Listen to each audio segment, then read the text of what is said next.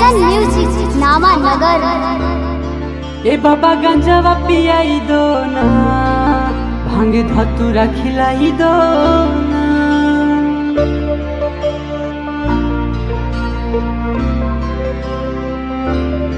ए बाबा गंजावा पिलाई दो ना, भांग धतूरा खिलाई दो ना। दर पे आया हूँ तेरा चल, थक गया है मेरा बाल।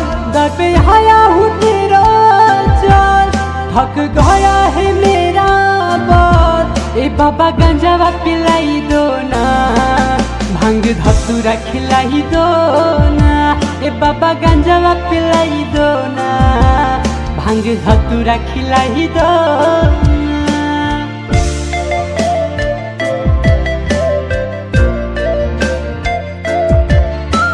भोले दानी शंभु त्रिपुरारी, भोले दानी शंभु त्रिपुरारी।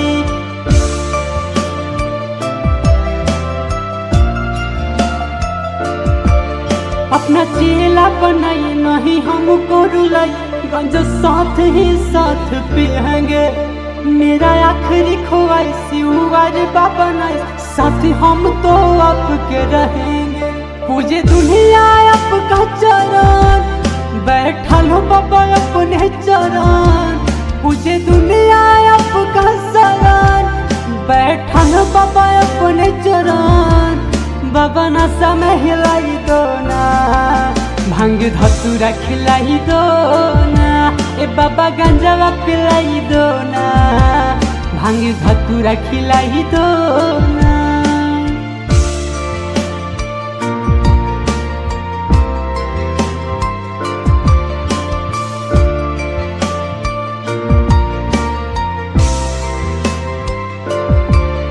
बाबा नयन खोलो, अपने सेवक से बोलो, आपका है क्या कहना।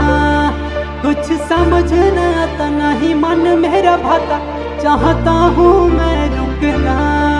कोई हुआ क्या हमसे भूल, पूछे सोनू सुशील राहुल।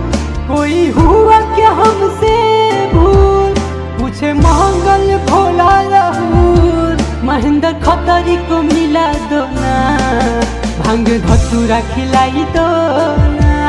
बाबा गंजावा पिलाई दो ना, भांग धतूरा खिलाई दो ना।